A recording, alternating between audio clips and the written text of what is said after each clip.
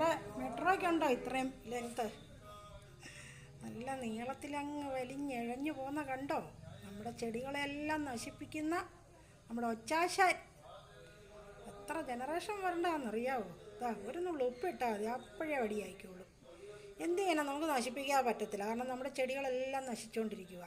ഞാനിവിടെ തായ്ലൻഡ് ചാമ്പകളൊക്കെ വെച്ചിട്ടുണ്ട്. അതിന് നല്ല തളിർപ്പൊക്കെ വന്നുകൊണ്ടിരിക്കുക. പക്ഷെ ഓരോ ദിവസം തളിർപ്പ് ഇങ്ങനെ കുറഞ്ഞുകൊണ്ടിരിക്കുക. എങ്ങനെ ആശാമാർ കയറിയിരുന്ന് അങ്ങ് അടിക്കുമല്ലേ രാത്രിയിൽ. ഇച്ചിരിക്കോളം ഉള്ളതൊക്കെ പെട്ടെന്നാണ് വളർന്ന് വലുതാകുന്നത്. ഭയങ്കര ശല്യമായിട്ട്. ഇപ്പോൾ സന്ധ്യ ആയില്ല, ഒരു 6:30 പോലും ആയിട്ടില്ല, ഒരു 6:15 കഴിഞ്ഞപ്പോഴുള്ള സംഭവമാണ് ഇത്. അന്നേരം വീടിൻ്റെ നേരെ ഫ്രണ്ടിൽ കൂടെ എഴഞ്ഞ് ഇങ്ങനെ അങ്ങോട്ട് പോകുന്നു. നമ്മുടെ കണ്ണിന് കാണിച്ച് തന്നു പടച്ചവൻ, അതിനെ അങ്ങ് വന്നേക്കാൻ പറഞ്ഞു. അപ്പോൾ അതുകൊണ്ട് ഞാൻ ഇച്ചിരി ഉപ്പെടുത്തിട്ടുണ്ട്. അപ്പോഴേ ഡിം ഇതാ വെള്ളം ആയിക്കൊണ്ടിരിക്കുക കണ്ടോ?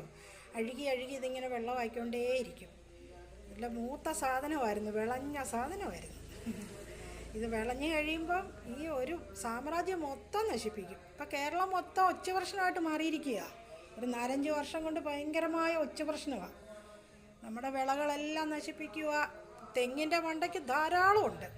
പിന്നെ ഓലമടൽ വീഴുമ്പോഴത്തേക്ക് ആ ഓലമടലിലൊക്കെ നിറച്ചിരിക്കുക. എന്നിട്ട് അതിൻ്റെ വെള്ളയ്ക്കെല്ലാം കുത്തി നശിപ്പിക്കുകയും ഭയങ്കര ശല്യമാണ്.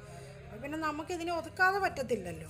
നമ്മൾ മനസ്സിൽ അലുവം വെച്ചോണ്ടിരുന്നു കഴിഞ്ഞാൽ എന്തെല്ലാം മെനിഞ്ചൈറ്റീസ് പോലുള്ള രോഗങ്ങൾ പലതും, ഒത്തിരി ഹെൽത്ത് പ്രോബ്ലംസ് നമുക്കുണ്ടാവും. അപ്പം നമുക്ക് നശിപ്പിച്ചേ പറ്റത്തുള്ളൂ.